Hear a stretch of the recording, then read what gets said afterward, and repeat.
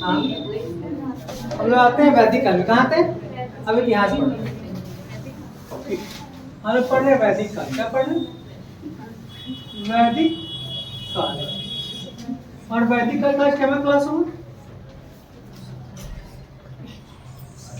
First या second? Third class. अब वैदिक काल में जो हमको पढ़ना था वो है ग्रंथ, वैदिकालीन ग्रंथ। क्या पढ़ना है? वैदिक कालीन ग्रंथ।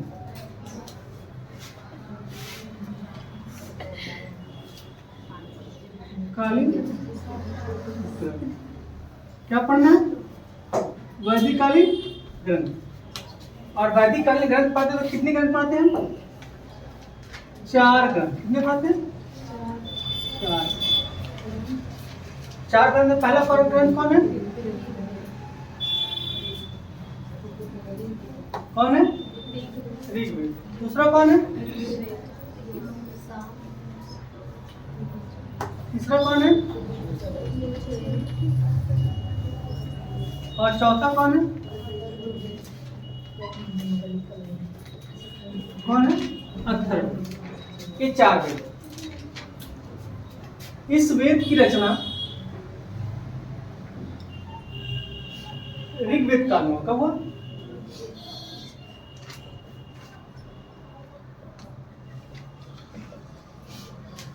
बाकी ये तीनों वेद की रचना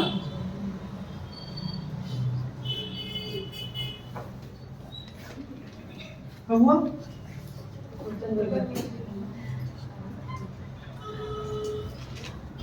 उत्तर वैदिक।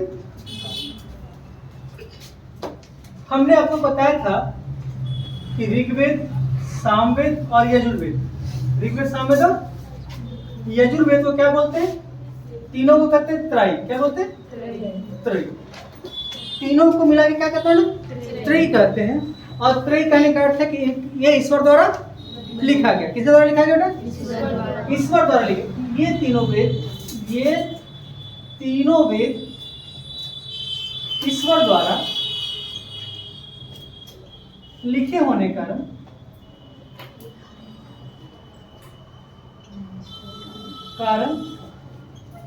त्रयी कहा जाता है। कहते ऋग्वेद को कौन लिखा था मैडम? कौन?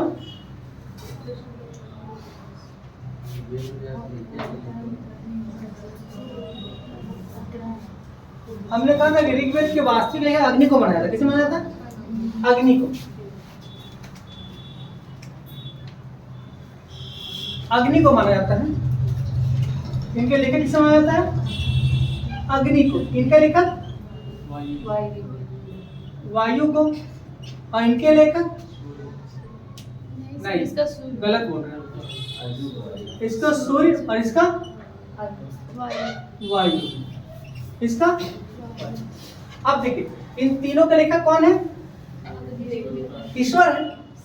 तीनों के लेखक ईश्वर है, इसलिए इसे क्या कहा गया? त्रय कहा गया। इसके लेखक ईश्वर नहीं है और इसे बाद में लिखा गया। उत्तर वैदिक काल में लिखा गया है, लेकिन अत्तर और अग्निश 2 ऋषियों के द्वारा लिखा गया। अत्तर और अंग्रिश हम आगे लिखाएंगे अत्तर वेद में जब पढ़ाएंगे तो। अब हम क्योंकि हमने बताया था कि इन चारों ग्रंथों का वेद की उत्पत्ति पिछले क्लास में, क्लास 2 में देखिएगा वीडियो में, कि हम लोग वेदों की उत्पत्ति पढ़ाए थे। वेदों की का सिद्धांत पढ़ा चुके हैं, इसलिए हम यहाँ चर्चा नहीं करेंगे। उत्पत्ति के सिद्धांत धार्मिक बताया था और व्यवहारिक बताया था मैडम। अब हम सीधा आएंगे किस पे? ग्रंथ पे। किस पे आएंगे? ग्रंथ पर। और ग्रंथ, पहला ग्रंथ कौन है? हम चाहते हैं चारों वेद खत्म हो जाए, चारों ग्रंथ खत्म हो जाए, तो पहले हम ऋग्वेद साहित्य पर आते हैं।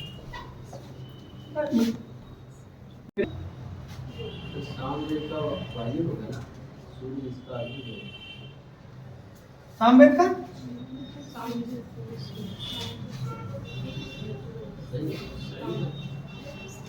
लिखा गया सो लिखा।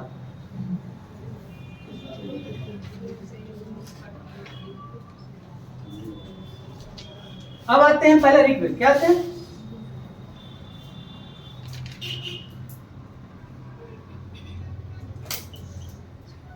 ऋग्वेद साहित्य,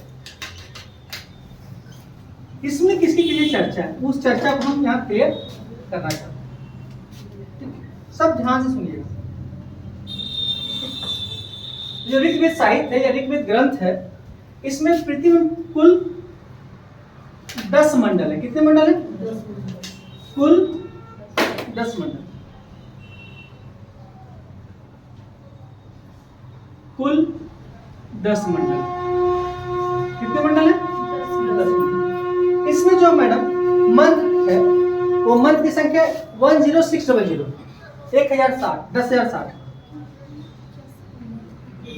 कुल मंत्र कितना मैडम? 10,600, 10,600, 10,600। और इसमें जो सबसे इंपॉर्टेंट 12 पुस्तक की सूक्तों की संख्या कितनी है, या सूक्त की संख्या, सूक्त की संख्या कितनी है? तो बोलेंगे 10,028। क्या बोलेंगे? हम सब समझाएंगे, पेपर लिखा है, ठीक है। सूक्त की संख्या। अब कहते हैं कि ऋग्वेद में जो शाखा है, जो भाग है, शाखा कितना है? 5। कितना है? 5 शाखा। कितना शाखा बेटा? और 5 शाखा में पहला शाखा कौन है? साकर। कौन है बेटा? साकर। दूसरा कौन है? रेवन, वाष्कल।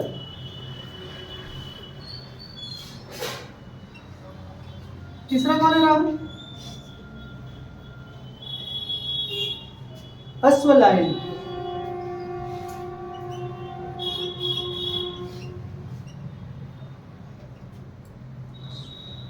चौथा कौन है?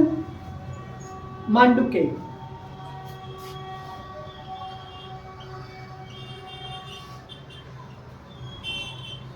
और पांचवा है संखायन।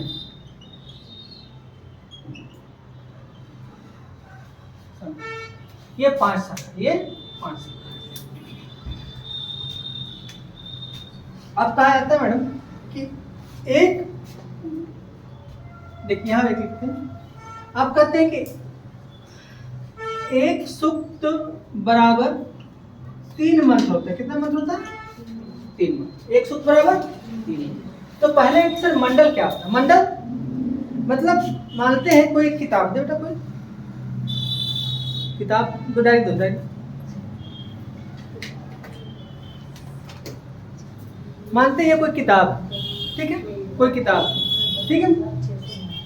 इस किताब का नाम है ऋग्वेद। क्या नाम है? ऋग्वेद। किताब का क्या नाम है? इसमें 10 चैप्टर है। कितने चैप्टर है? 10 चैप्टर। तो यहाँ क्या लिख दिया? कोई दिक्कत? इस 10 मंडल में कितने मंत्र हैं? कुल कितने पॉइंट हैं? ठीक है। और कितने इसमें ये सब पॉइंट हो गए? कितने मेन पॉइंट हैं? 1028, 1028। ये सब पॉइंट हो गए। मैं टोटल मिला के सब पॉइंट और पॉइंट मिला के 1028 है। मतलब ये जब पूरा किताब पढ़ेंगे तो हमको कितना पॉइंट मिलेगा? 10,600। और मुख्य उसमें मेन कितना है? 1028। आप समझ में आया? ठीक है। और इन सब को कितने भागों में बांटा गया है? शाखा को 5 भागों में बांटा गया। 5 मंडल कितने हैं? 10। तो आता है प्रथम मंडल। क्या था? प्रथम मंडल। फिर आते हैं हम द्वितीय मंडल, तृतीय,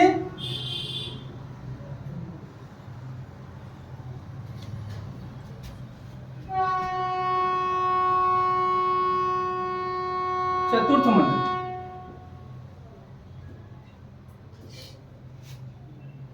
पंचम मंडल,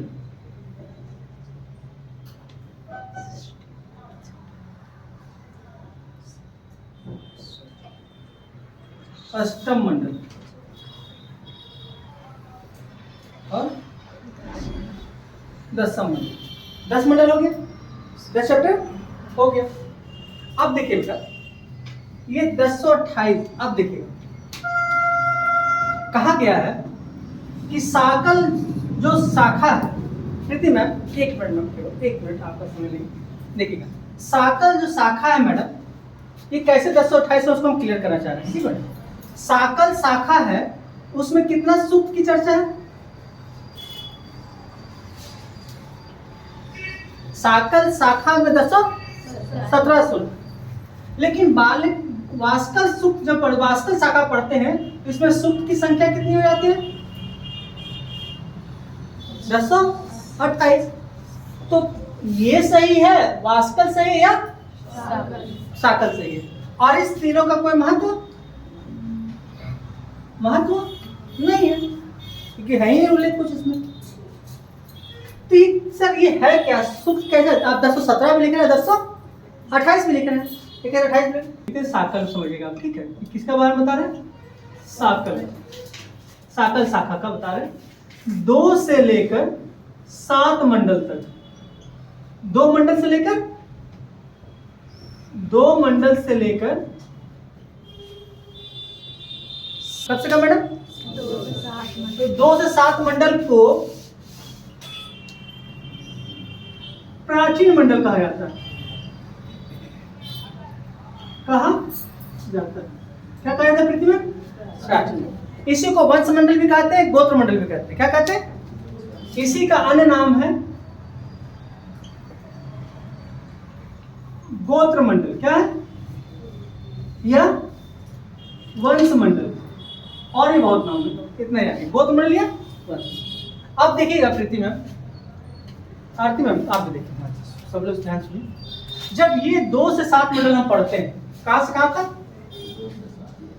2 से 7 मंडल तक पढ़ते हैं, तो इसकी जो सूक्त आता है 1017 सूक्त आता है। कितना आता है? 1017 सूक्त। कितना आता है मैडम दोनों का? तो 2 से 7 मंडल जब हम पढ़ते हैं, 2 से लेकर 7 मंडल तक पढ़ते हैं, कुल कितना सूक्त आता है? कुल सूक्त होते हैं 1017। लेकिन जब हम 8वां मंडल पढ़ते हैं मैडम, इसमें कितना सूक्त है? 11। इस 11 कहते हैं बालिखिल। क्या कहते हैं? 8वें मंडल में हमको कितना मिलता है मैडम? 11 सूक्त मिलता है। कितना मिलता है 8वें मंडल में? इसी नोट में आते हैं, नीचे बढ़िया से लिख देते हैं, नहीं आते हैं फिर मिटा देंगे। नोट में आते हैं 2 से 7 मंडल में कुल 1017 सूक्त है। और 2 से 7 मंडल को ही कहते हैं साकल शाखा। क्या कहते हैं? 2 से 7 मंडल को ही क्या कहते हैं हम लोग? साकल शाखा। आ रहा कुछ समझ में? 2 से 7 मंडल को प्राचीन मंडल भी कहते हैं, गोत्र मंडल भी कहते हैं, और इसको हम साकल शाखा भी कहते हैं। और साकल शाखा जो 2 से 7 मंडल पढ़े में कितना सूक्त आता है? इसी में जब हम 8वां मंडल आते हैं, 8वां मंडल आते हैं मैडम, तो इसमें हम कितना पढ़ते हैं? 11 सूक्त। इसको कहते हैं हम लोग बालखिल सूक्त। क्या कहते हैं? तो 8वें मंडल में हमें क्या मिलता है? बालखिल। बालखिल का मतलब क्या होता है? हाथ से लिखा हुआ, हाथ से हस्तलिखित। अब देखिए 1017 और 11 तो कितना हो गया? तो आइए 8वां मंडल में क्या कहते हैं? 8वें मंडल क्या कहते हैं? वास्कल शाखा में। ठीक है बेटा, तो 8वें मंडल का उल्लेख किसमें है बेटा? वास्कल शाखा का उल्लेख 8वें मंडल में है। तो सब जब जोड़ के देखते हैं तो 1017 और 11 बालखिल 1028। 8वां ही बाद में लिखा गया, 8वां भी बाद में लिखा गया। जो बाद में लिखा गया जो कुल है वो कौन है? बाद में लिखा गया मंडल। तो हम कौन कौन आएंगे? 1 आएंगे, 8 आएंगे, 9 आएंगे और 10 आएंगे। ये बाद में लिखा गया, और सबसे बाद में लिखा गया, सबसे बाद में लिखा गया।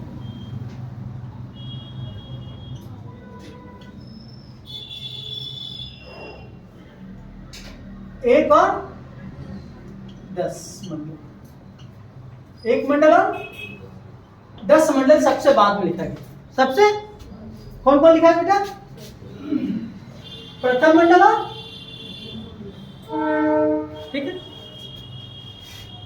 अब देखें कि कैसे 1028 आयत क्लियर हुआ कि नहीं हुआ? हो गया ना। अब ये जो मंडल है इसमें पृथ्वी में कोई दिक्कत, कोई कंफ्यूजन है क्या? किसी को भी कंफ्यूजन बताइएगा पृथ्वी बेटा, आपको समझ किसी को दिक्कत है ना? प्रतिभा चलिए एक दो बार वीडियो देख लीजिए सब क्लियर हो जाएगा, या फिर आप नोट्स को पढ़ेंगे 2-3 बार ना हो जाएगा। अब देखेंगे ये जितने मंडल है 10 मंडल है मैडम, 10 मंडल कोई ना कोई लेखक है, कोई ना कोई लेखक है। ये किन्हीं के द्वारा लिखा गया, किन्हीं के द्वारा लिखा गया। तो पहला जो मंडल है बाद में जोड़ा गया, इसकी चर्चा हम बाद में करते हैं। तो सबसे पहले कौन है? सबसे प्राचीन है कोई लिखा गया द्वितीय मंडल। कौन है? द्वितीय मंडल। इन तीनों को कहते हैं प्राचीन मंडल, सबको कहते हैं प्राचीन मंडल। क्या कहते हैं? तो आप सब प्राचीन मंडल कौन कौन है? 2 से 7, 2 से 7। तो अब दूसरा जो लेखक है कौन है मैडम? कौन है बताइए? लेखक कौन है?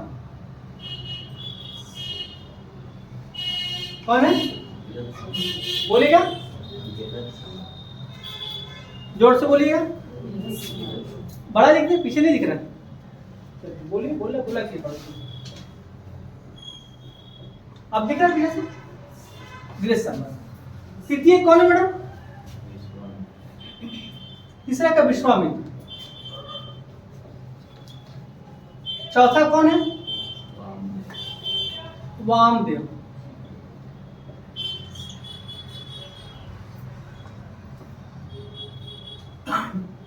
पांचवा कौन है?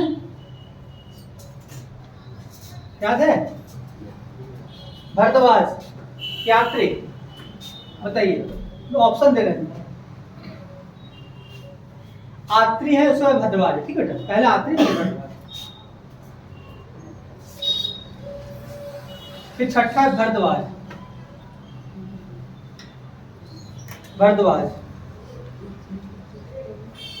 और सातवां कौन है? वशिष्ठ। कौन है? ये अक्सर क्रम पूछता है, कि क्रम में सजाए, क्रम में। तो पहला लेखक कौन है पृथ्वी में बेटा? काजल बेटा, ग्रीक समद। ग्रीक बोलिएगा, दूसरा का, तीसरा का, चौथा का, पांचवा का, छठा का, सातवां का कौन है? वशिष्ठ। आठवां का को जानते हैं क्या? अंग्रेज सब कलो, 2 मिलके कितने अंग्रेज सब, उसकी चर्चा हम बाद में करते हैं। फिर हम बता दिए 9 मंडल सोम पे समर्पित है। 9 मंडल किससे समर्पित है? सोम देवता पे। 9 मंडल किससे समर्पित है? सोम देवता पे। 10वें मंडल में पहली बार पुरुष सूक्त का वर्णन है। पुरुष सूक्त सब समझाएंगे बेटा, अभी हम आते हैं। ठीक है, 9वें मंडल में किसका चर्चा? पहले आते हैं अंग्रेज। क्या आते हैं? प्लस कनौ। प्रथम को माना जाता है कनौ और अन्य ऋषि द्वारा, कई ऋषियों द्वारा,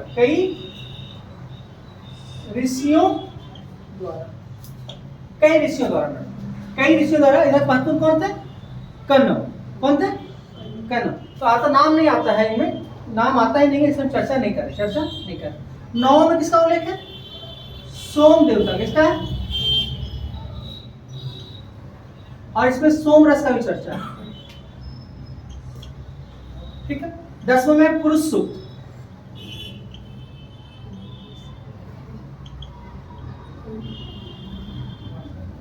क्या है? हम सब आते हैं, सब आते हैं। सोम देवता का उल्लेख कितनी बार है मैडम ऋग्वेद में? 144 बार।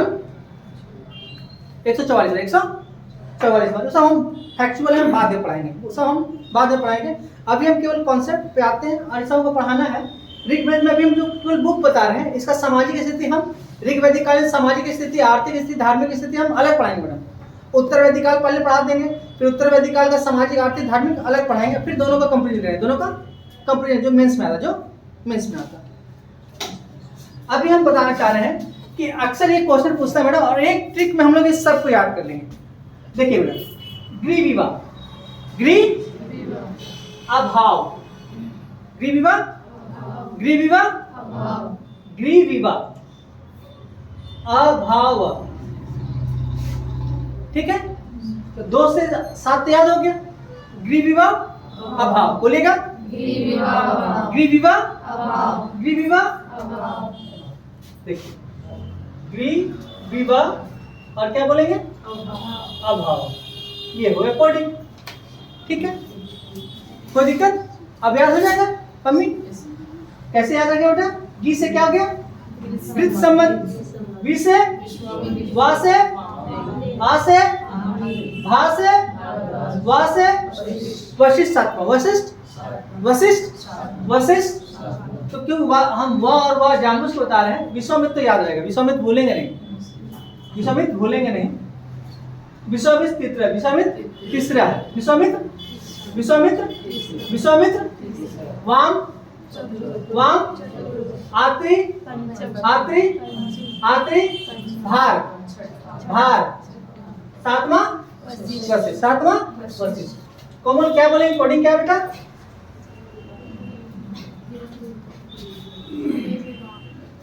बोले ग्रीविवा आत्री अभाव, क्या बोलेंगे? ग्रीविवा अभाव, ग्रीविवा, जोर से बोलिएगा, जोर से बोलिएगा, बहुत विवाह बोल देना, विवाह। हाँ, अब द्वितीय मंडल में किसका उल्लेख है? हम पीछे पढ़ा चुके हैं। द्वितीय मंडल में जो सबसे महत्वपूर्ण चीज पढ़ाए थे मैडम, पिछले क्लास में पढ़ाए थे कि ऋग्वेद के द्वितीय मंडल में आर्यों के आगमन का उल्लेख मिलता है और आर और अनार की चर्चा मिलती है। क्या मिलती है? पिछले क्लास में देखिएगा। तो इसमें थोड़ा से हम मिटा सकते हैं क्या? ये एक पिक ले लो, क्या बोले, एक पिक लो, वहीं से ले लो, वहीं से। हमको क्या मिलता है मैडम? पहली बार आर्य और अनार की चर्चा मिलती है। आर्य और हमने बताया था कि आर्य लोग थे पशुपालक, क्या थे? पशुपालक। अनार्य लोग थे, ये हम पिछले वीडियो में पढ़ा चुके हैं पूरा विस्तार में। तृतीय मंडल में किसका उल्लेख है मैडम? सबसे इंपॉर्टेंट है गायत्री मंत्र। किसका? गायत्री मंत्र का। चतुर्थ मंडल में किसका है मैडम? कृषि का कितना बार है? 24 बार, ठीक है। आठवां में अंग्रेज और कन्नौ का उल्लेख है कि कहा जाता है कि इनके द्वारा ही ये 8वां मंडल लिखा गया है। और इसमें 11 क्या है? बाल खेल, हाथ से लिखा हुआ, हाथ से लिखा हुआ। पानी पीने का मतलब मांग लीजिए। 9 मंडल में किसका उल्लेख है? सोम देवता का। और सोम का उल्लेख कितना बार हुआ टोटल? और इसी ऋग्वेद के 10वें मंडल में, ऋग्वेद के तो भी आई, ऋग्वेद के 10वें मंडल में पुरुष सूक्त का उल्लेख है। पुरुष होता क्या है? होता क्या है? मतलब कहने का अर्थ है कि पहली बार 4 वर्णों का उल्लेख है। पहली बार, पहली बार 4 वर्णों का उल्लेख है। तो देखिए हम लोग क्या पढ़ रहे हैं मैडम? पहली बार पहले पढ़े थे हम लोग कि मतलब आर और अनार। अब हम पहली बार 10वें मंडल में क्या पढ़ रहे हैं? 4 वर्ण, 4। तो पहली बार तो हम तो ब्राह्मण और ये क्षत्रिय आपको पहले ही पढ़ा चुके थे हम। बाकी सब अनार, बाकी सब हमने आपको पिछले जब बोले राज विस्तार में समझाए थे कि राज विस्तार कैसे हुआ। तो आर्य जो आए अनार से लड़ाई किए, लड़ाई में फिर क्या हुआ? उत्पादन शेष होने लगा, उत्पादन शेष हुआ, इसमें लड़ाई आपस में सब करने लगे जो भी आए। तो जो आर्य लोग मध्य एशिया से आए वो सब योद्धा थोड़ी थे, कुछ पढ़े लिखे भी थे। जो पढ़े लिखे थे वो क्या बन गए? विद्वान बन गए। और जो लड़ने लगे थे वो क्षत्रिय बन गए। वो तो एक ब्राह्मण कुल बन गया, एक क्षत्रिय कुल बन गया। और बाकी लोग अनार्य, बाकी लोग अनार्य। इसमें 10वें मंडल में पहली बार किसका चर्चा किया गया? ब्राह्मण का। किसका किया गया? फिर क्षत्रिय का, फिर वैश्य का, फिर शूद्र का। तो ये दोनों का पहली बार चर्चा कितना मिला हमको? 10वें मंडल। पहली बार आपको किताब में केवल सूत्र देता है, क्या देता है? सूत्र देता है। लेकिन वैश्य कवि पहली बार जी कहाँ मिला आपको? वैश्य शब्द वो ऋग्वेद के 10वें मंडल में। वैश्य कवि कहाँ मिला है? ऋग्वेद के 10वें मंडल में। है तो बहुत सारा फैक्ट में, इतना हम पढ़ाना नहीं चाहते, हम बात परेशान नहीं करना चाहते। अब देखते आगे आते हैं। अब जब ऋग्वेद हम पढ़ते हैं मैडम, ऋग साहित्य हम पढ़ते हैं, ऋग्वैदिक साहित्य पढ़ते हैं, तो इसमें आपको सबसे जो महत्वपूर्ण है, क्योंकि उस समय जो मध्य एशिया के लोग आए वो कहाँ रहे? नदियों के किनारे रहे। कहाँ रहेंगे लोग? तो ऋग्वेद में जो नदी है मैडम, कौन नदी है? इसका कितना नदी का उल्लेख है? 25 नदी का उल्लेख मिलता है। कितना नदी का उल्लेख मिलता है मैडम? 25 नदी का उल्लेख मिलता है। और 25 नदी में जो सबसे महत्वपूर्ण बात है मैडम, वो है गंगा नदी का एक बार, गंगा का, और यमुना का 3 बार मिलता है। इस नदियों में सर्वाधिक उल्लेख सिंधु का, इसका है सिंधु का। और सबसे पवित्र नदी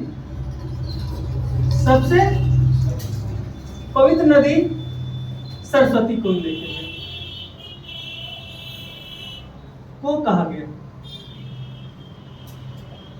सरस्वती को इसलिए कहा गया कि सारे वेदों की रचना उसी तट पे होता था, वेद सरस्वती नदी के तट पे होता था, इसलिए सरस्वती को बहुत महत्वपूर्ण माना गया, पवित्र माना गया। तो क्वेश्चन पूछता है कि ऋग्वेद में सर्वाधिक किस नदी का उल्लेख मिला है? सिंधु नदी का। सिंधु नदी का मिला। तो उसके बाद कौन नदी है सबसे पवित्र में? सर्वाधिक उल्लेख किसका है? गंगा को उल्लेख कितना बार मिला है? 1 बार। यमुना का परेशान कर रहा है।